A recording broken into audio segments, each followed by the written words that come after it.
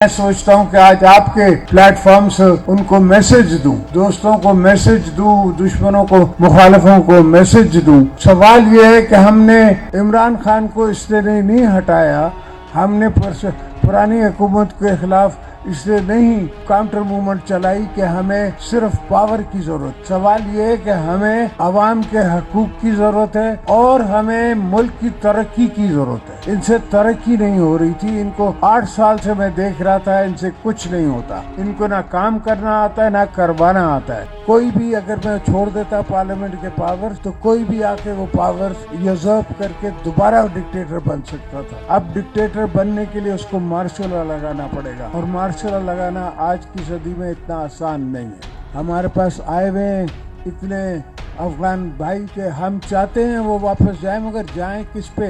वहाँ है क्या जो बेचारे जाएं? बड़े मसले हैं ये होते हैं जब मुल्कों में सोच कम होती है, लीडरों में सोच कम होती है, तो हमने उससे आगे बढ़ के देखना है।